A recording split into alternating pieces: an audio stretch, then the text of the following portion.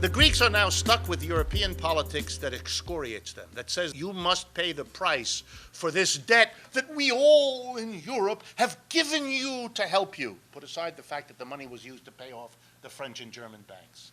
But now you must do your part, which is austerity. You must pull in your belts, all the euphemisms that have been developed to justify the enormous help that we are giving. And also, this is for local consumption inside Germany and France. We're making those Greeks suffer. Yeah, we helped them. But look, don't think they're getting away with anything.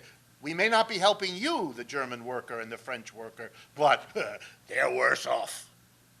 And we're making them pay big time for what they got. So you have to use Greece as a guinea pig. Use Greece as the example. Use Greece as the place where we're going to show what has to be done. Now the final step of it. One of the reasons you have to have a guinea pig is, of course, that Greece is not unique. Italy, Spain, Portugal, Ireland, there are quite a few that are in varying but fundamental ways very similar.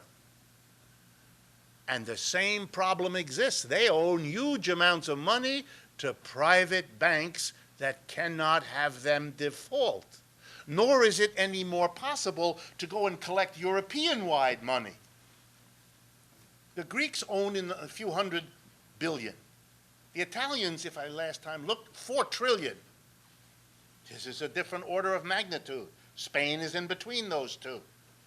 You can't let this happen. You have to make the example of Greece so awful that it doesn't arise as a problem that the rest of Europe will have to deal with. And there's a terrible fear that if you permitted the Greeks now to get out of their debts to the Troika, to the European institutions that took over the debt from the private in the way that I've explained, that if you actually allow this, if you permit Varoufakis to negotiate what he says he's trying to do, then you're going to have what to say to the Italians and the Spanish and the Portuguese and the Irish, all of whom want the same thing. That's a problem for Europe. They don't know how to deal with that problem. And right now, what they're trying to do is hope, fingers crossed, nose in the air, that this will somehow sort itself out. And suppose they don't. Suppose, let's be generous, that they understand that it's not in their interest to do this. Why? Why might they do that? Because there's no way out for Greece. There's no way out.